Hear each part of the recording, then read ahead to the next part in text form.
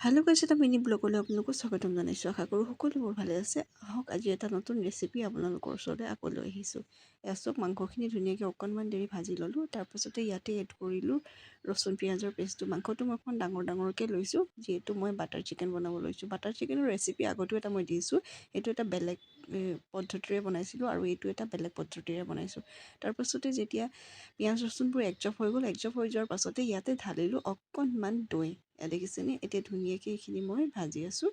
ভাজি থকাৰ পাছতে মই অকণমান দেৰি পাছতে মছলা হালধি সকলোবোৰ দি ধুনীয়াকৈ অকণমান দেৰি ঢাকিও থলোঁ পিছে দেই। তাৰপাছতে আছোঁ এতিয়া দৈখিনিও ধুনীয়াকৈ একজপ হৈ গ'ল। ইয়াৰ পৰা তেল ওলাব লৈছে আৰু ইয়াতে মই ঢালিলোঁ এতিয়া বিলাহীৰ যোনটো পেষ্ট বনাই থৈছিলোঁ সেই পেষ্টটো। এয়া দেখিছেনে কেনেকুৱা ধুনীয়াকৈ গোটেইবোৰ একজপ।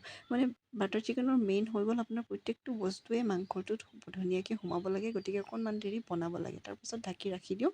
ঢাকি ৰখাৰ পাছতে এয়া চব গোটেইবোৰ একজপ হোৱাৰ পাছতে বাটাৰবোৰ মই ওপৰত ধুনীয়াকৈ এডোখৰকৈ কাটি দি দিলোঁ।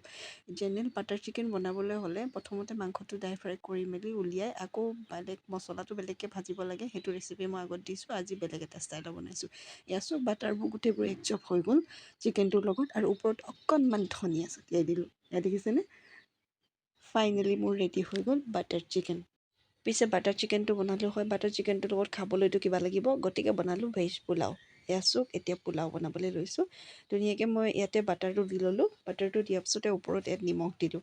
নিমখ দিয়াৰ পাছতে ইয়াতে মই অকণমান চেনি দিছোঁ কালাৰৰ কাৰণে। তাৰপাছতে পিঁয়াজটো ধুনীয়াকৈ যোনটো পেষ্ট বনাই থৈছিলোঁ সেইটো ভাজি দিলোঁ। তাৰপাছতে ইয়াতে ভেজিটেবলছবোৰ ঢালি দিলোঁ ধুনীয়াকৈ। এয়া চোক মানে কি হৈ গ'ল, আপুনি যিহেতু ইয়াতে বাটাৰত বনোৱা হৈছে, বেছি দেৰি জ্বলিবলৈ দিব নোৱাৰি, গতিকে আপুনি খুব সোনকালে বস্তুবোৰ দিব লাগিব। তাৰপাছতে চব ধুনীয়াকৈ ভেজিটেবলছবোৰ ভাজি আছিলোঁ। ভাজি থকাৰ পাছতে ইয়াতে মই এড কৰিলোঁ চাউলকেইটা। চাউলখিনি মই ধুনীয়াকৈ মানে 10 মিনিটমান আপোনাৰ তিয়াই ৰাখিছিলোঁ। তিয়াই ৰখাৰ পাছতে চাউলখিনি ইয়াতে মিক্স কৰি ধুনীয়াকৈ এতিয়া এয়া চব ভাজি আছোঁ। আৰু চাউলখিনিত দিবৰ বাবে মই গৰম পানী এইফালে ইয়াতে লং ইলাচি আৰু তেজপাত দি প্ৰথমতে বইল কৰি লৈছোঁ। তাৰপাছতে ইয়াতে ধুনীয়াকৈ চাউলখিনিত ঢালি দিলোঁ এতিয়া পানীখিনি ঢলাৰ পাছত কুকাৰটো বন্ধ কৰি ৰাখি দিলোঁ। ফাইনেলি কুকাৰটো চিটি মাৰিলে এটা, মৰাৰ পাছতে এয়া চব কেনেকুৱা ধুনীয়াকৈ ৰেডি হৈ গ'ল মোৰ ভেজ পোলাও। আৰু ওপৰত অকণমান ঘি ঢালি দিলোঁ। হোৱাৰ পাছতে ঘিটো ঢালিছোঁ, কাৰণ আপোনাৰ ঘিটো প্ৰথমতে দিলে ইমান ভাল নহয় খাবৰ কাৰণে, মানে টেষ্টটো পোৱা নাযায়, গতিকে ঘিটো আপুনি পাছত ঢালিব। মই অকণমান বেছি খাই ভাল পাওঁ ঘিটো, গতিকে বেছিকৈ দি দিছোঁ। আপোনালোকে যদি কমকৈ খাই ভাল পায় কমকৈ দিব। তাৰপাছতে ইয়াতে চব সৰু সৰু আলুবোৰ বুটৰ লগত ভাজিলোঁ আৰু বেচনৰ লগত ৰঙালাও দি পকৰি বনালোঁ আৰু ভেজ পোলাওৰ লগত বাটাৰ চিকেন। এয়া দেখিছেনে? আৰু নৰসিংহৰ লগত পকৰি বনালোঁ। নৰসিংহৰ পাতটোৰ লগত বেচন দি পকৰি বনালোঁ। ফাইনেলি ৰেডি হৈ গ'ল মোৰ ডিনাৰৰ থালি।